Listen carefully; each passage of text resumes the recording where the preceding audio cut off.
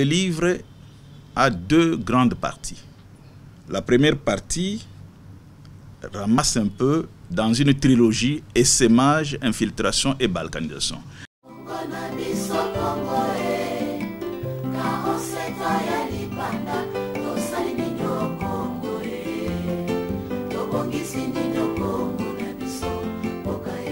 Mesdames et messieurs de la presse, bonjour.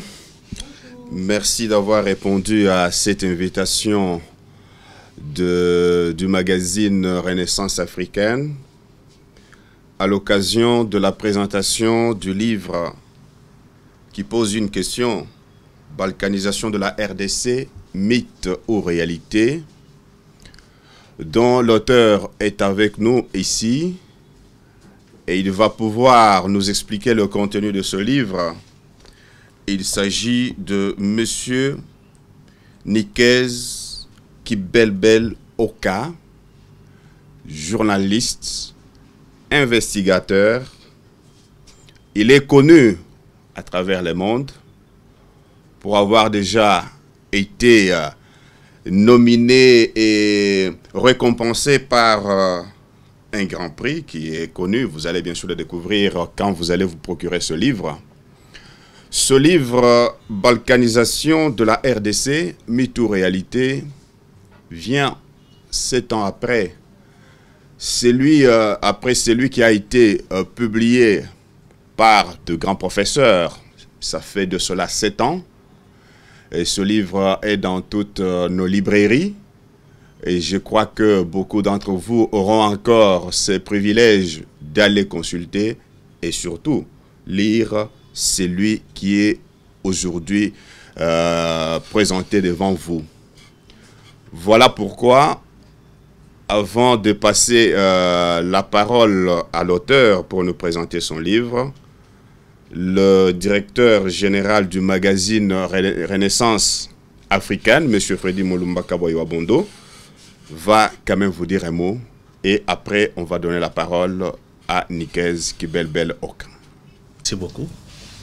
D'abord, je tiens à remercier mon ami Nikez Kibelbel qui a consacré sa vie pour la RDC, mais qui vit à l'Est où beaucoup de gens ont presque fui. C'est un courage qu'il faut toutefois, comment dirais-je, parler aux yeux du monde entier, mais aussi à la jeunesse. C'est aussi une occasion de parler aux intellectuels, au lieu de seulement discuter, faire des déclarations à la télévision, dans la presse écrite. Mieux vaut écrire et savoir que quelqu'un peut écrire, c'est son point de vue, quelqu'un d'autre peut aussi répondre. On ne répond pas à un livre par des déclarations à la télévision. On répond à un livre par un autre livre. C'est très bien, il vient de publier son avis, son point de vue qu'il vient de donner. Nous espérons que d'autres intellectuels, d'autres journalistes vont suivre ces pas pour qu'il y ait un débat, pour qu'on sache ce qui se passe réellement au Congo. Comment les Congolais voient leur propre pays, au lieu d'attendre des experts étrangers qui viennent donner des leçons ici, qui en réalité travaillent pour les intérêts de leur propre pays. En tout cas, M. Kibel, merci beaucoup. J'espère que vous allez expliquer à notre peuple, à l'opinion congolaise, ce qui se passe réellement au Kivu et surtout dans le Nord Kivu. Voilà, Monsieur Nikez, vous avez la parole. Les journalistes sont devant vous et après votre exposé, on va passer par le jeu de questions-réponses pour qu'ils puissent vraiment vulgariser vos écrits à travers leurs médias. Merci beaucoup, merci à Freddy, merci de l'opportunité. Effectivement, nous venons d'écrire notre 7e livre, qui est le 2e sur la balkanisation, 7 ans après. Le livre s'intitule « Balkanisation de la RDC, point d'interrogation, mythe et réalité ». Il y a des mythes et il y a des réalités. Et le livre a deux grandes parties. La première partie ramasse un peu dans une trilogie essaimage, infiltration et balkanisation. Dans la première partie de la trilogie, qui est l'essaimage, nous commençons par l'histoire, la petite histoire des Balkans, parce que balkanisation, il y a quand même une étymologie. Nous remontons vers la partition du Soudan, Nous arrivons au cas du Rwanda, Rwanda, Zaïre, RD Congo aujourd'hui. Nous posons le problème des réfugiés et des déplacés. Nous posons le problème du ACR et les réfugiés Hutus. Nous terminons par le problème des Banyabwisha. Ces populations qu'on dit inconnues qui s'installent aujourd'hui dans l'Ituri. Ça, c'est la première partie avec une conclusion, bien sûr. Et la deuxième partie qui est consacrée à l'infiltration. Et dans l'infiltration, nous parlons plus des services de défense et de sécurité. Mais le jalon est posé à partir de Sun City, parce que nous disons que Sun City a été un piège et un mauvais départ pour la RDC, après avoir effacé les résolutions de la Conférence nationale souveraine. Et là, nous posons le problème des rébellions.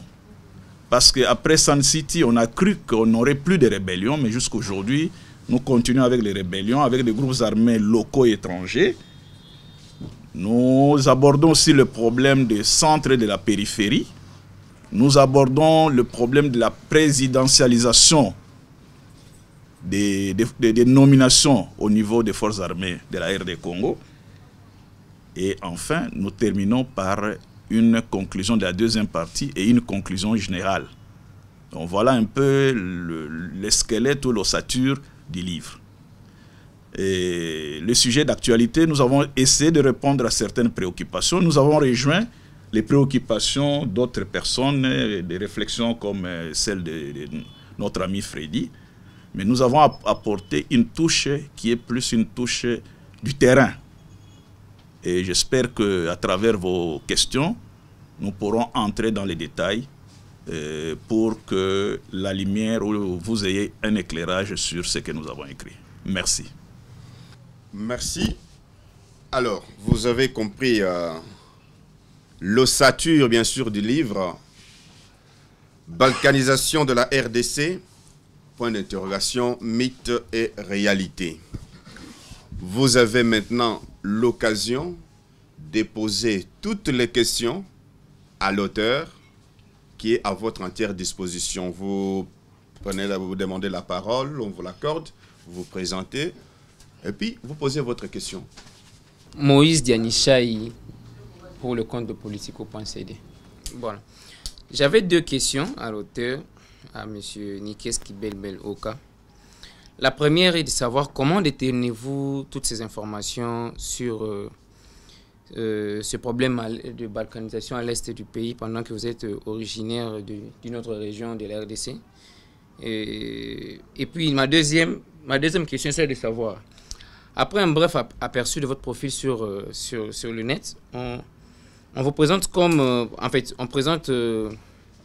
répond à votre conviction selon laquelle vous suggérez, vous estimez que le début de la solution contre le conflit ou le menace de balkanisation de la RDC reste la prise de conscience des marionnettes congolaises. Est-ce que vous estimez qu'à ce jour, ce début a déjà été entamé ou nous en sommes encore au manque de conscience? Ce sont là mes deux questions. Merci. Candy Kalala pour le compte de Télé 50. Monsieur Nika Sekebel, nous avons tous suivi les récents discours de M. Museveni concernant la partie de l'Est de la RDC qui serait contrôlée par le président Kagame. Comment vivez-vous cette situation-là? Et compte tenu de votre livre, si vous pouvez nous donner plus d'explications. Naomi Kapinga pour les comptes de Télé 7. Monsieur Nikes, quelles sont les motivations qui vous ont poussé de publier cet ouvrage ou de le présenter ici à Kinshasa au lieu de le faire à l'est du pays? Et ma deuxième question est celle de savoir, vous avez parlé des enjeux de la balkanisation, et s'il y a les enjeux concernant la balkanisation en RDC, quels sont ces enjeux? Oui, merci beaucoup de vos questions. D'abord, la question de Moïse. Comment détenez-vous ces informations, vous qui n'êtes pas originaire ou de la région? Bon, d'abord, en tant que journaliste, les journalistes ils couvrent pratiquement le monde entier, si je peux le dire. Donc je me suis retrouvé là-bas comme journaliste et j'ai continué à travailler jusqu'aujourd'hui comme journaliste. Et j'utilise toutes les techniques qu'on nous a apprises, vous et nous, pour récolter, pour collecter, pour ainsi de suite, les informations. Et je fais maintenant de l'investigation, je donne même des formations sur le journalisme d'investigation. Et nous devons nous dépolitiser aussi nous-mêmes. Parce que si nous sommes Congolais, et c'est un exemple du nationalisme ou du patriotisme, les Congolais peuvent circuler sur toute l'étendue de la RDC et travailler là où ils peuvent le faire. Donc pour moi, ça ne pose pas de problème. Je fais mon travail comme Congolais. Je ne vois pas ma province d'origine. Je m'adapte là où je suis et j'essaie de suivre les codes de déontologie, les codes d'éthique et de déontologie de mon travail. Pour la deuxième partie de votre question, effectivement, en 2012, j'avais publié un livre qui s'intitule « Les marionnettes congolaises ». Et dans ce livre-là, je suis arrivé à la conclusion que notre pays est malade de ses élites. Et en brossant le profil des marionnettes qui étaient au service de Kigali et de Kampala, je me suis dit, nos marionnettes sont devenues des born again, c'est-à-dire ils se sont convertis sans demander pardon à la population. Ils occupent des fonctions aujourd'hui au niveau de l'État, mais tout ce qu'ils ont commis comme crime, passif ou actif, ils n'ont jamais rendu compte à la population. Donc le problème de la conscience nationale est toujours d'actualité. Je dirais que, surtout pour les élites, pour les intellectuels, nous n'avons pas encore démarré cette démarche-là d'une autocritique qui puisse aider les pays à sortir du marasme dans lequel nous nous trouvons. Donc voilà, les marionnettes congolaises, ils continuent à être marionnettes. Il y a nombre de nos compatriotes qui sont au service des Occidentaux. Et comme nous le disons, pourquoi les guerres commencent à l'Est? Pourquoi les guerres de la RDC, de libération, de rectification ne peuvent pas commencer à Kinshasa? C'est parce que les Occidentaux ont touché l'œuf pourri qui est le Kivu. Donc voilà un peu, en bref, nous avons une mission. Cette mission est celle de la prise de conscience, celle d'une purge pour que l'élite congolaise, l'intellectuel congolais et l'ensemble de la population congolaise puissent comprendre que le pays nous appartient et que nous devons nous battre pour cette prise de conscience. Merci. Et la question de Kandi, effectivement, le président Museveni avait donné comme justification de l'annulation du mini-sommet de Goma qu'il ne pouvait pas arriver à Goma parce que les Rwandais occupaient Goma. Et je pense qu'il y a à boire et à manger, mais c'est de la manipulation. C'est de la désinformation aussi. Parce que tout le monde sait le rôle que Museveni joue et a joué et continue à jouer dans la déstabilisation de la RDC. Il a des problèmes avec le président Kagame. Au lieu qu'ils règlent leurs problèmes entre eux, ils veulent transférer leurs problèmes au niveau de la RDC. Et malheureusement, à Kinshasa, tout le monde a applaudi que les Rwandais sont à Goma. Mais quand vous arrivez à Goma, il y a des Congolais qui vivent à Gisenyi, c'est-à-dire la province voisine qui est le Rwanda, des Congolais qui vivent à Gisenyi, qui viennent travailler à Goma. Donc ceux qui vivent à Goma, comme ceux qui vivent à Bukavu, traversent sans problème. Ils ne voient pas une menace rwandaise au niveau de la surface. Donc nous ne pouvons pas partir de propos du président Museveni pour crier sur le Rwanda. Parce que les deux, ils ont fauté sur la RD Congo. Et comment nous vivons? Nous vivons normalement. Parce qu'après tout, tout le monde ne peut pas fuir. Parce que si les intellectuels fuient Goma, fuient Bukavu, fuient l'Ituri, la population va rester, il n'y aura pas de gens pour crier. Nous sommes là comme des lampes témoins pour dire ce qui se passe là-bas. Donc, le propos de Museveni, c'est de la pure intoxication. Je ne dis pas que c'est faux, je ne dis pas aussi que c'est vrai, mais je dis qu'il n'est pas la bouche autorisée pour nous dire ce qui se passe. Nous-mêmes, les Congolais, nous devons le dire. Et là, je reviens encore à la question de Moïse. C'est notre prise de conscience qui doit nous amener à voir réellement ce qui se passe à l'est de la RDC. Donc, nous vivons comme tout le monde, avec tous les risques possibles, tous les risques de métier, tous les risques qui peuvent arriver. Mais nous ne pouvons pas fuir, c'est notre pays. Nous n'avons nulle part où aller, sinon sur notre pays, pour défendre les intérêts de notre population. La question de Naomi, les motivations qui nous ont poussés à écrire. Nous sommes des journalistes, nous sommes des intellectuels, nous collectons, comme je l'ai dit, des informations, mais lorsqu'on a une masse d'informations face aux dangers qui guettent le pays, en tant que bons citoyens, il faut écrire, il faut alerter. Nous n'avons pas de fusil AK-47, notre fusil c'est les stylos, notre fusil c'est les micros, et voilà pourquoi nous écrivons. Tout à l'heure, le présentateur l'a dit, le premier livre sur la balkanisation est sorti aujourd'hui, ça fait 7 ans. Dans un pays qui compte autant d'universités, autant d'instituts supérieurs, il est anormal que pour un problème aussi d'actualité, que le deuxième livre sorte après 7 ans. Voyez la léthargie dans laquelle l'élite ou l'intellectuel congolais est en train de vivre. Donc les motivations, c'est que nous voulons que le pays ne soit pas balkanisé. Nous tirons la sonnette d'alarme. Et pourquoi à Kinshasa et non à l'Est? C'est une question fondamentale. Mais au risque d'énerver certaines consciences, je peux vous dire que j'ai sollicité auprès des autorités de la province, du Nord Kivu où je vis, le soutien pour ces livres. Plus de 10 fois que j'ai sollicité ça, je n'ai jamais obtenu une réponse positive. J'ai dit les hautes autorités de la province du Nord Kivu. J'ai compris que le discours les dérange. Et voilà, je me suis dit, peut-être à Kinshasa, nous aurons des oreilles attentives. Et effectivement, je suis venu auprès de mon frère et ami Freddy, qui m'a accordé son oreille, son attention. Et nous nous retrouvons devant vous, c'est comme ça. Et c'est pour cela aussi que je les remercie fraternellement et patriotiquement, si vous voulez. Les enjeux de la balkanisation, ils sont énormes. Il y a d'abord les enjeux économiques. J'aurais commencé par les enjeux humains, mais commençons par les enjeux économiques. Notre pays, depuis la conférence de Berlin, et Freddy a longuement parlé de ça, ne nous appartient pas. Toutes les décisions qu'on prend sur notre pays sont prises par des étrangers. Ce pays a appartenu et appartient encore aux Américains, aux Anglo-Saxons, aux Belges, et tout ce que vous voulez. Et c'est un pays qui est potentiellement riche. Et vous savez, les Américains, on les appelle les oilmen, c'est-à-dire les hommes du pétrole. Là où il y a le pétrole, les Américains se servent de la Bible pour aller faire la guerre du pétrole.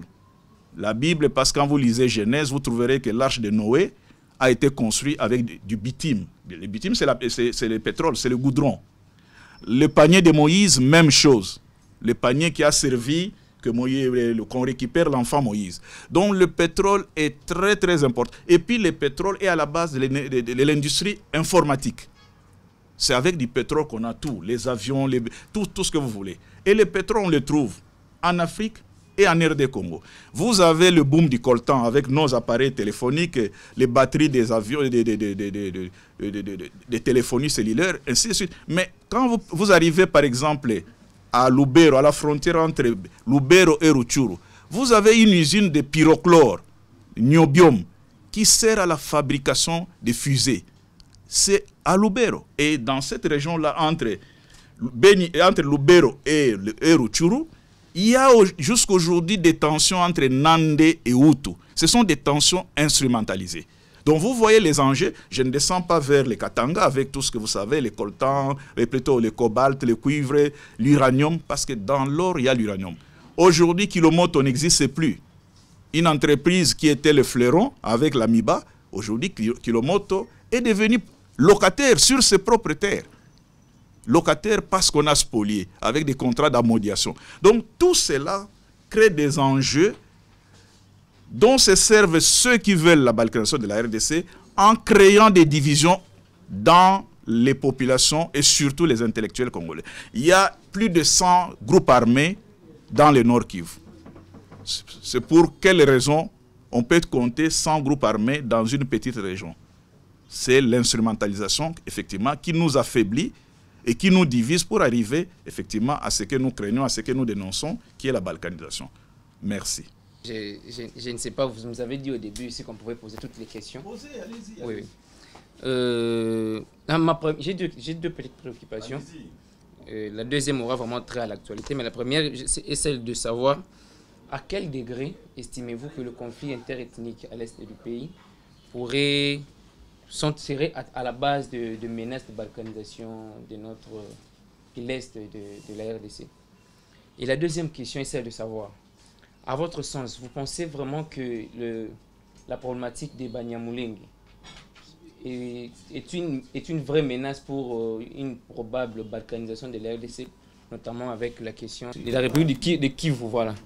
Vous estimez que ces réclamations de ce peuple qui disent être arrivé en RDC il y a plus de 2 siècles déjà, est-ce que d'abord cette affirmation selon laquelle le Banyamulenge serait arrivé en RDC il y a 2 siècles est vraie? Si vrai, vous pensez que leur démarche, leur réclamation serait une menace pour la balkanisation de la RDC? Ce sera tout. Nous sommes un pays, un seul peuple, un même peuple si vous voulez bien. Mais pour revenir à votre préoccupation, les groupes armés. Les groupes armés combattent qui? Ils combattent les FARDC.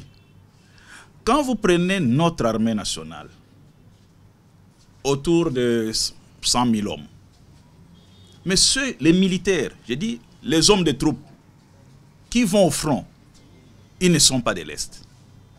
Les hommes de troupes qui se battent à Beni, qui se battent dans le sud Kivu, ils ne sont pas de l'Est. Ils viennent du centre-ouest. Parce que les jeunes de l'Est, ils sont dans les groupes armés. Ils sont dans les groupes armés. Et ils combattent les FARDC. Parce qu'on aurait pu comprendre que tous ces groupes armés se rangent derrière les FARDC pour combattre l'ennemi. Mais on ne peut pas expliquer que dans une région comme Beni, où il y a la guerre contre le terrorisme, on trouve 40-50 groupes armés qui s'attaquent à l'armée nationale. Donc voilà le niveau d'infiltration. Au fait, il faut aller plus loin. Ceux qui fabriquent les armes, les courtiers qui les vendent, jusqu'à arriver chez nous parce que nous n'avons pas une industrie de fabrication d'armes. Et ces armes alimentent les conflits. Les conflits nous affectent et nous affaiblissent. Prenez les cas, depuis combien de temps on a déjà respecté le budget national? Ça permet aussi la corruption. Parce que comme il y a la guerre, à chaque fois, le gouvernement justifie le non-respect du budget par ce qui se passe à l'Est. Donc tous les ingrédients se retrouvent dans cette instrumentalisation des jeunes gens qui créent des groupes armés. Ça c'est une réalité. On peut creuser ainsi de suite. Le deuxième problème, vous parlez de la République d'Uvira. Oui. Mais quand vous êtes au Kivu, il y a beaucoup de républiques. Vous avez la République du Kivu. Vous avez les Hutu Power. Vous avez les Tutsi Power. Vous avez les Ira State pour les Nandé. Est-ce que c'est vrai que toutes ces communautés ethniques veulent créer leurs États? C'est ça la question. Parce que un monsieur se réveille un matin, il dit les Nandé et les Bakonzo, ils sont un même peuple et nous voulons créer notre Ira State, donc la République des Ira. À quel niveau ce monsieur dit des choses vraies? Mais ce monsieur, il crée une milice. Et la milice fait des dégâts. Bon, les Hutu Power, à quel niveau on peut dire que c'est vrai? Ainsi de suite. La République d'Uvira, la République du Kivu. Donc c'est pourquoi nous disons fantasme et réalité. Mythe et réalité. Maintenant, la question de Banyamulenge, je ne répondrai pas tel que vous le souhaitez, mais je nous retourne à la réflexion. Avant la guerre de 1996, nous avions des Banyamulenge. Nous avions Minembwe. Donc avant la guerre de l'AFDEL, Minembwe existait. Et il y avait des Banyamulenge. Qu'est-ce qui fait que en 1996, les Banyamulenge disent nous réclamons la nationalité. Et de 1996 à aujourd'hui, calculez vous-même, personne n'a parlé de la nationalité. Et en 2020, le problème de Minembwe refait surface. Mais nous sommes dans un cercle vicieux. Quand nous oublions, on nous fait comprendre que non. Notre agenda sur la RDC n'est pas encore terminé. Vous pensez vraiment qu'un éleveur de Minembwe a besoin qu'on proclame une république de Minembwe? Non. Il n'en a pas besoin. Mais il y a des gens qui lui disent, non, écoutez, vous serez plus à l'aise si vous avez votre république. Donc, c'est l'instrumentalisation. On part des faits qui existent, des conflits qui existent, et on essaie de mettre de jeter de l'huile sur le feu, et finalement, il y a les étincelles et l'incendie est là. Merci beaucoup, M. Nikes Kibel-Beloka, pour la naissance de cet ouvrage, en fait. C'est M. Bienfait Kambale Kambili, assistant à l'Université de Kinshasa, assistant chercheur, membre du Centre d'études et de documentation sur l'Afrique centrale, CEDAC en sigle. Donc, quand j'ai lu le titre, Balkanisation de la RDC, mythe et réalité, c'est un titre qui m'a beaucoup intéressé, étant donné que la question de la balkanisation, c'est une des questions traitées par notre centre d'études, notre centre de recherche, le CEDAC, Centre d'études de documentation sur l'Afrique centrale, que gère le professeur Jean-Bemba Boulaïmou, qui a encadré plusieurs thèses sur la question de la balkanisation. Les plus récentes sont celles de Mme Nadine Abemba, qui venait de soutenir sa thèse publique il y a jour pour jour, maintenant un mois, sur la thèse intitulée « Corrosion et érosion à l'est de la République démocratique du Congo », où elle a essayé de poser la problématique de l'immigration qu'elle a appelée corrosive et érosive pour tenter d'expliquer tout ce que l'Est connaît. Après elle, il y a eu une autre thèse, d'ailleurs, le vendredi passé, de Christian Kawanza, qui lui a parlé du rôle des ONG, du rôle très négatif des ONG, dans toutes les éruptions que la partie orientale de notre pays connaît, depuis maintenant presque 30 ans. À part lui, il y a même l'autre, une thèse en préparation, celle d'Anissé Mboura, lui qui parle de la gouvernementalité des violences. Gouvernementalité des violences, ça veut dire, lui, sa thèse, c'est celle de développer l'idée que, étant donné que l'Est de la RDC rafferme suffisamment de minerais, ces minerais qui sont indispensables pour l'industrie du high-tech, dont les multinationales raffolent, dont les puissances hégémoniques actuelles raffolent, pour pouvoir en tout cas se hisser dans la puissance, et que donc la partie orientale de notre pays devrait connaître tout ce qu'elle connaît.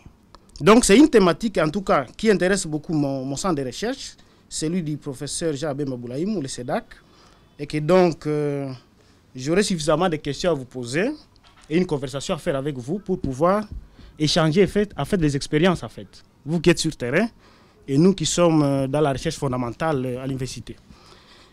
Je vais commencer par Jacques Attali. Jacques Attali, ancien conseiller de Mitterrand, que vous connaissez bien, qui parlait des pays qui devraient disparaître. Jacques Attali, et dans ses dires, il dit à l'horizon 2030, je vois quelques pays d'Afrique qui vont disparaître sur la carte. Parmi ces pays, Jacques Attali va citer le Soudan. Nous tous, nous savons le sort qui a été réservé au Soudan, puisque aujourd'hui, il y a maintenant ce qu'on appelle Soudan du Sud, avec comme capitale Djouba. J'ouvre une parenthèse. En 2010, nous sommes avec madame la professeure émérite Bouvier de Belgique, qui vient animer une conférence très mouvementée dans la salle Carmen Morgia au campus.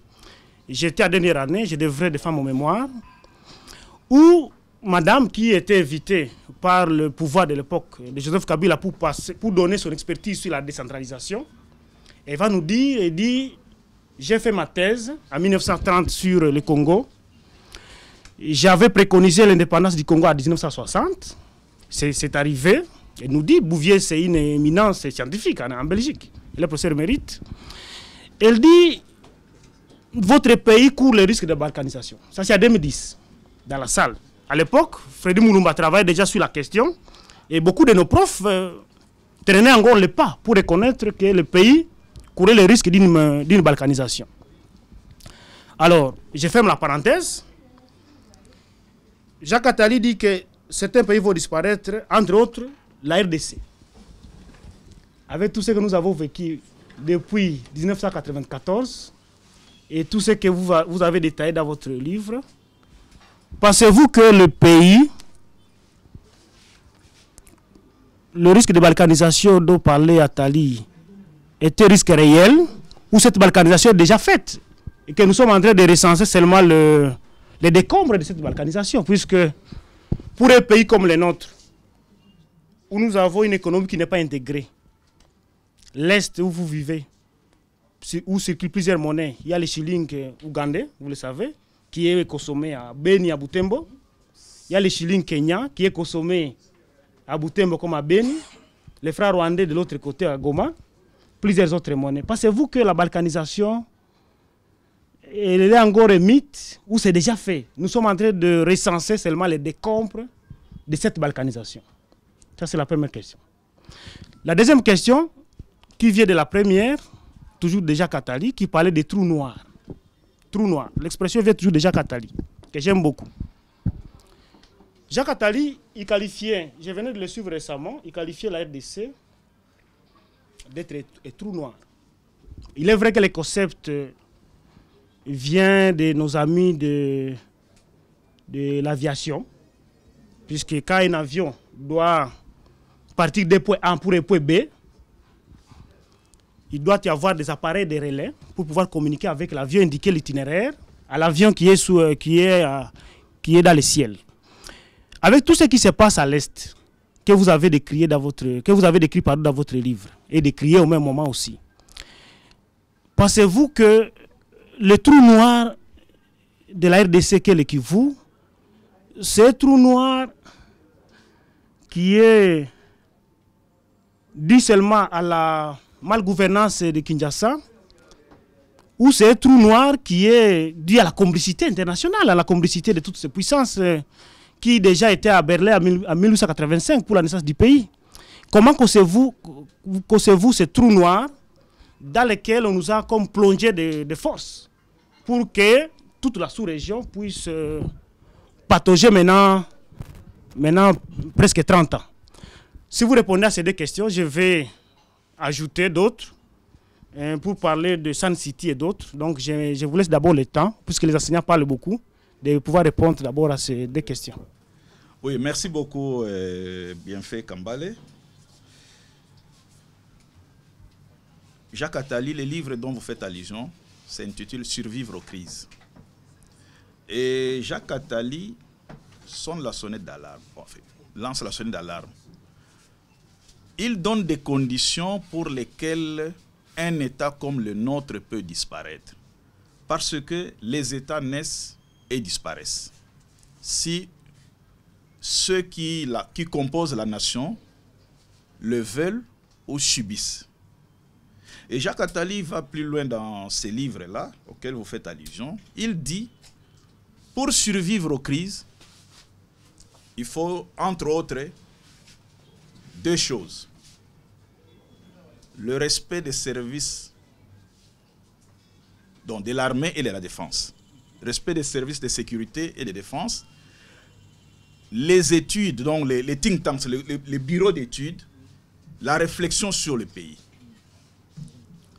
Donc, sur ce point-là, et nous arriverons bien sûr, pour que ma réponse soit complète, lorsque nous arriverons à Sun City, parce que vous avez promis de poser des questions là-dessus.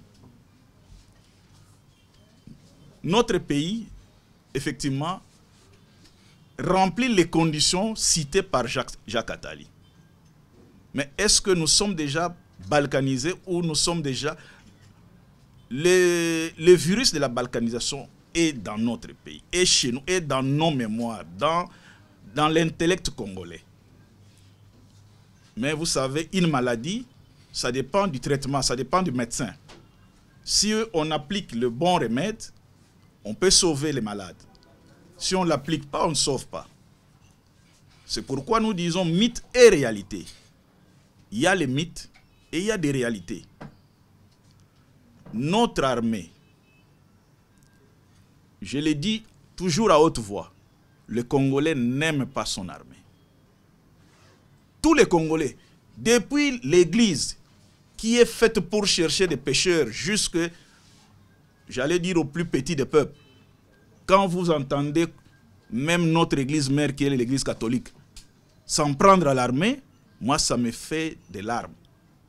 Parce que le cardinal, comme il est là, il est l'aumônier en chef de FRDC. Donc, le cardinal, comme il est là, ici dans la ville de Kinshasa, dans chaque garnison, il doit y avoir un prêtre pour aller prêcher. Quand je prends l'exemple de Beni Lubero, vous savez, Soukola 1, c'est le diocèse de Butembo Beni, de Kanyabayonga et Rengeti. Mais lorsque vous entendez les propos sur l'armée, vous avez des larmes. Et si vous posez la question à l'église, l'église a déjà envoyé combien de prêtres pour jouer à l'aumônier? 0.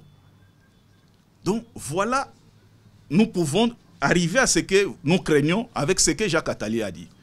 Et lorsque vous lisez les mémos qui sortent de l'Est, on dit, il faut faire partir toute notre armée. On dit, l'armée, c'est une armée plutôt de pillards. Mais posez-leur la question. Comme un jour, une députée de chez moi là-bas disait, je connais un militaire qui a construit un immeuble à 8 étages.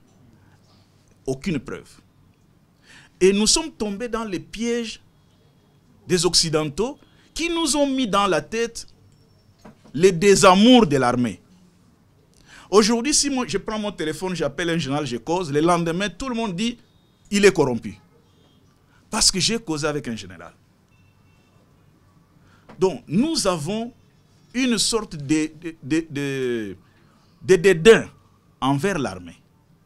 Et ça corrobore effectivement à affaiblir l'armée. C'est la colonne vertébrale du pays.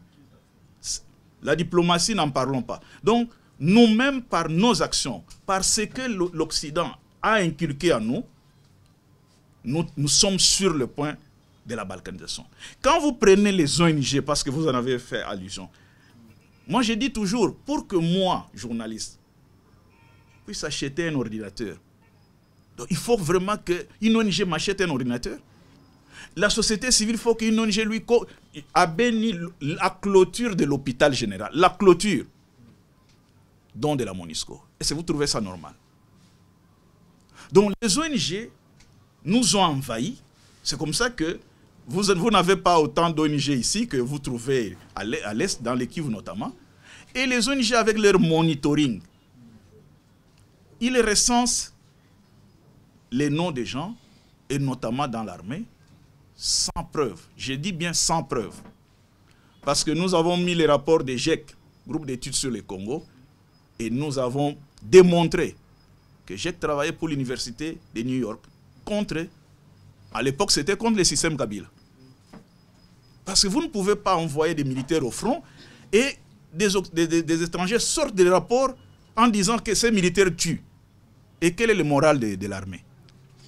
Donc voilà un peu pour dire que cette histoire de balkanisation... Mais la balkanisation, même Lumumba dans un de ses discours, il en a parlé en 60. Le terme n'est pas nouveau. Le terme est recyclé.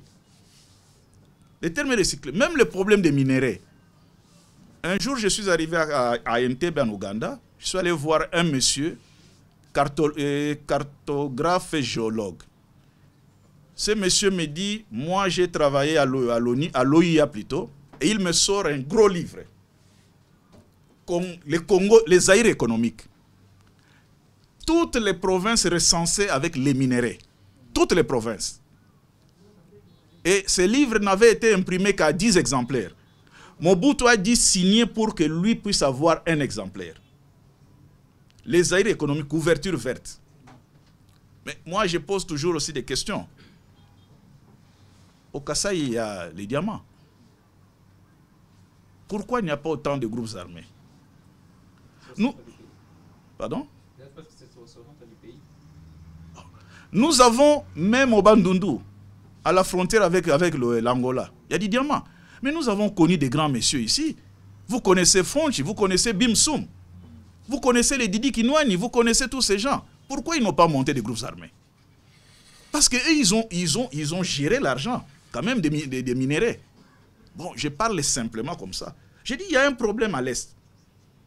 Le problème, ce n'est pas seulement parce qu'il y a les minéraux, mais le problème, c'est parce qu'on tient à ce que la RD Congo, dans sa configuration actuelle, n'existait pas.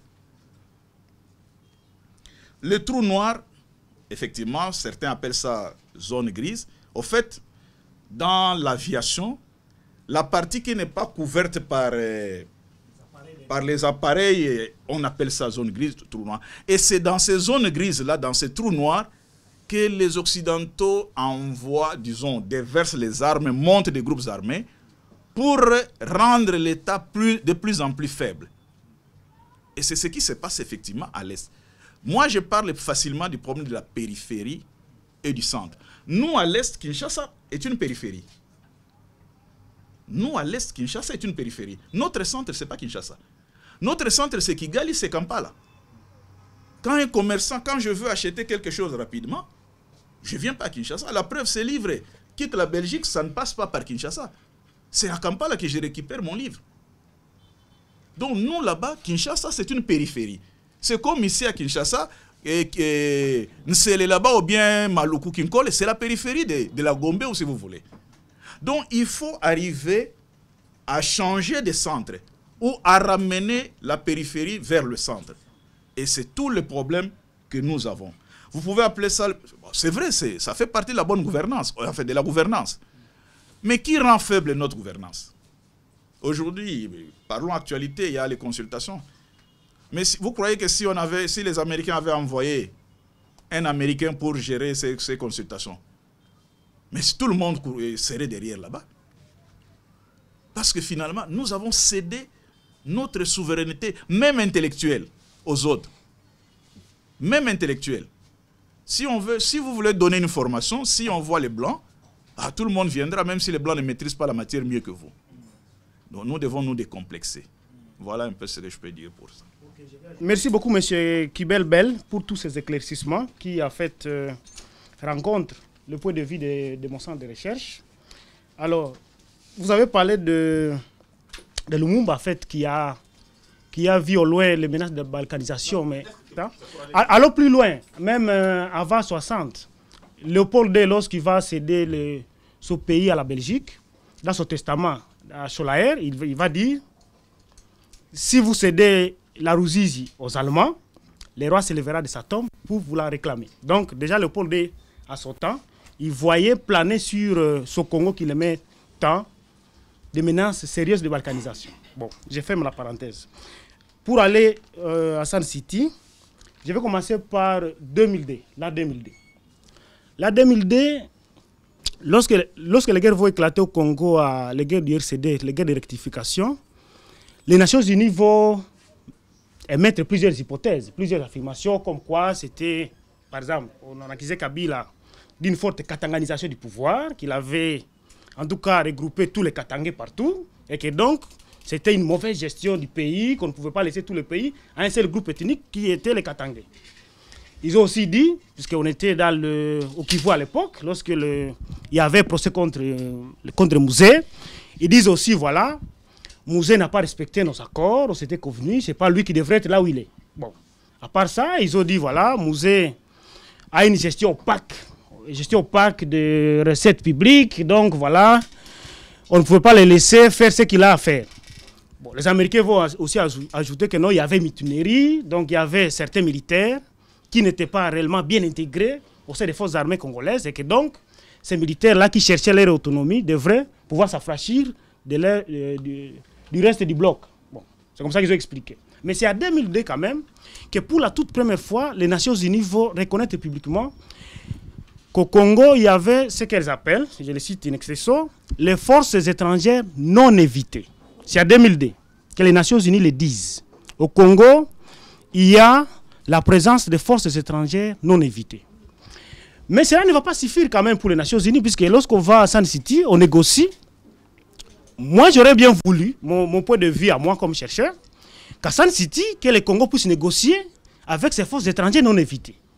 Mais c'est ce qui n'a pas été le cas, puisqu'à Sun City, nous avons négocié entre Congolais.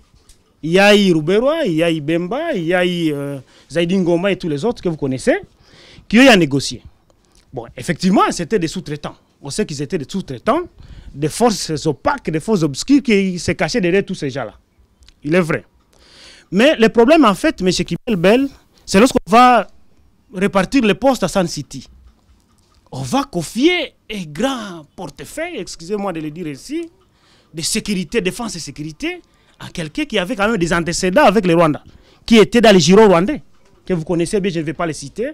Nous sommes dans une conférence de presse, à qui on va laisser la charge de gérer la défense et la sécurité du pays. Et que donc, ce monsieur peut-être va profiter de sa place de choix, de sa place d'honneur, pour faire tout le travail que peut-être ses amis rwandais lui demandaient. Il ne faut pas les citer, nous sommes dans une conférence de presse. Et que donc, tous ces antécédents sécuritaires que nous allons engager dès la Sun City, puisque nous allons perdre avec cet accord-là, vont accompagner le pays avec ce qu'on a appelé, on était récemment avec Freddy Moulumba, on a essayé de revisiter les processus de l'armée, mixage. Après mixage, il y a eu d'autres processus, il fallait prendre des militaires des coins X, par exemple du Kivu, brassage pour les amener au Bandundu. Et vous savez qu'il y a beaucoup de militaires d'une origine, entre guillemets, qui ont refusé d'être branchés ou d'être amenés dans un autre coin de la République, estimant que ce n'était pas leur coin préféré. Vous savez, même lorsqu'il y a eu rébellion, Kunda, ce qu'il a donné comme prétexte, même si on sait que c'était fallacieux, c'est qu'il a toujours dit que voilà, il revendiquait entre autres le fait que ses frères d'armes n'étaient pas bien intégrés au sein de l'armée nationale. Alors, avec tous ces antécédents fâcheux, comment pensez-vous qu'on peut constituer une armée réellement républicaine? Une armée qui pense Congo, au lieu de penser à une faction rebelle, au lieu de penser à une faction ethnique ou tribale. Comment peut-on reconstituer une armée sérieusement républicaine qui défend d'abord l'intégrité territoriale et non pas une armée qui pense tribu, qui pense ethnie, qui pense composante ou qui pense entité. Donc vous comme expert qui travaillez dans la sous-région, comment on peut faire pour arriver à cette armée où il n'y aura pas, non, nous sommes de telle ethnie, nous ne nous retrouvons pas, parce que quand même le Congo a plus de 450 ethnies, et ce n'est pas toutes les ethnies qui devraient avoir des généraux, sinon ça serait une armée de généraux pour faire plaisir aux ethnies. Comment on peut, M. Kibelbel, avoir une armée républicaine pour éviter que les antécédents que nous avions connus avec les Mutebousi, les Kunda et tous les autres antécédents que j'ai survolés, bien sûr, ne puissent plus, en tout cas, faire surface et freiner l'élan, en tout cas, du développement de notre pays. Oui, merci beaucoup de toutes ces préoccupations. À Sun City, les Congolais se sont retrouvés entre eux parce que ceux qui avaient décidé de Sun City avaient pris soin, ils ne sont pas idiots, d'abord de demander aux pays non invités de se retirer. Et les pays non invités se sont retirés sur papier de la RDC pour laisser le problème congolais entre les mains des Congolais. Donc voici un peu la petite réponse sur ça. Et les accords, vous savez, les accords, ils sont faits pour être violés. Hein. Moi, je suis surpris quand les gens disent non, il n'a pas respecté les accords. Mais c'est le jeu des intérêts, le jeu de force, d'équilibre. Je peux signer un accord où vous me mettez le couteau à la gorge, mais quand je reprends mes esprits, je refuse. C'est comme ça à travers le monde. Il y a des gens qui vont sortir des accords de 2000 pour dire ici, il n'a pas respecté. Les accords sont faits pour être violés, suivant les rapports de force, suivant l'équilibre rétabli ou établi ou rétabli. C'est comme cela la loi de la nature. Alors, ce que vous avez énuméré ici, le problème de Sun City, je l'avais dit que c'était tout notre malheur est venu de là, parce que je l'ai dit dans notre débat avec Freddy, que dans la commission défense,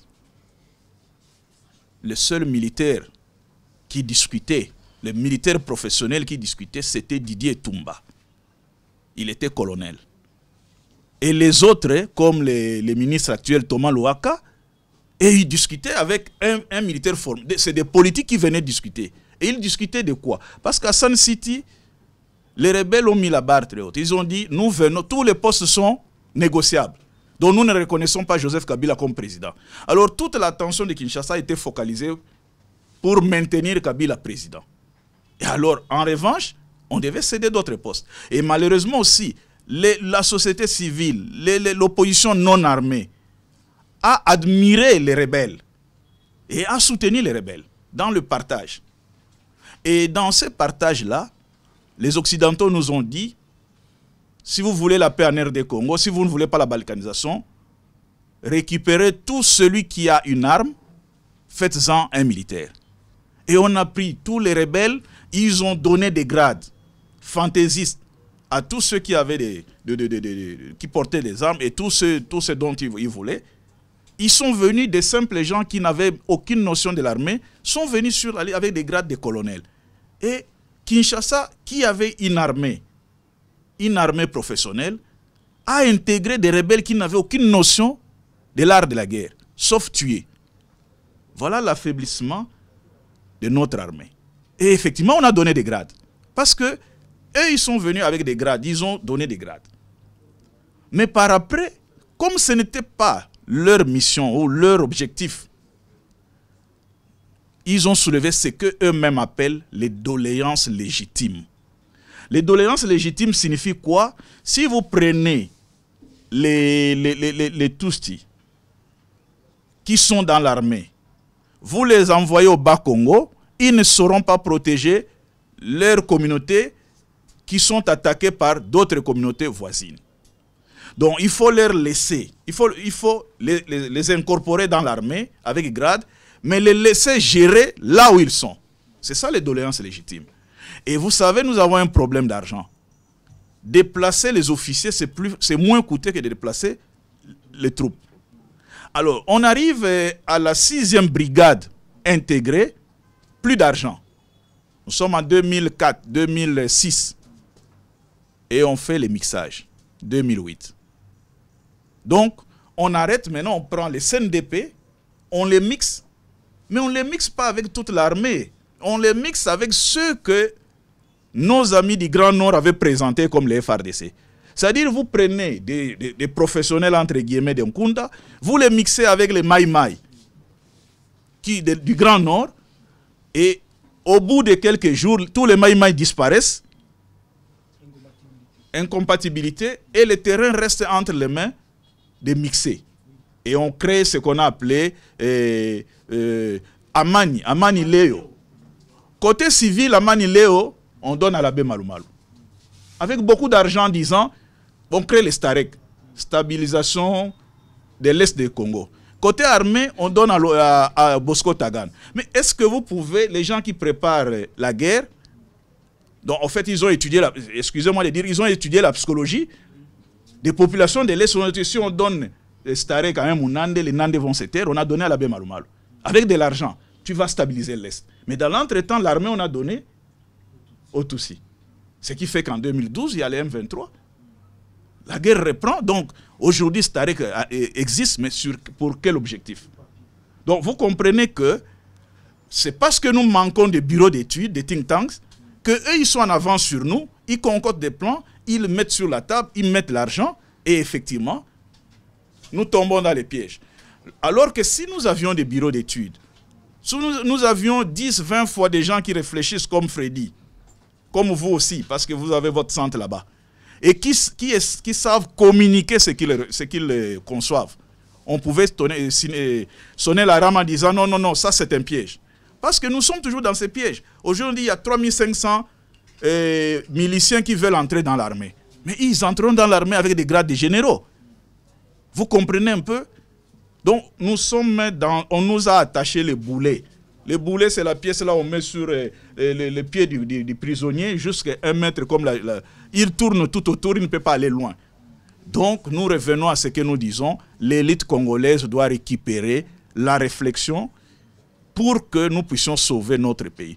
Donc, les mythes de balkanisation existent, les fantasmes existent, les réalités existent, mais nous ne sommes pas, parce que nous serons totalement balkanisés le jour où on va couper. Et nous ne sommes pas prêts à accepter qu'on puisse dépecer notre pays. Nous disons merci à notre confrère Nikez Kibel Oka. Vous avez suivi le contenu de son livre. Nous vous donnons le temps d'aller exploiter. Le livre est là. Il faut l'acheter aussi. C'est à combien? 50 $. Si vous achetez... 30 €. Ouais. 30 € pour ceux qui sont là-bas. Le livre est partout. Vous pouvez appeler M. Nikez, appeler partout. Là, vous pouvez l'acheter. Merci également au directeur général du magazine Renaissance africaine pour cette opportunité. Tous les amis de la presse, il est encore temps d'aller exploiter et diffuser au moment opportun. Merci beaucoup.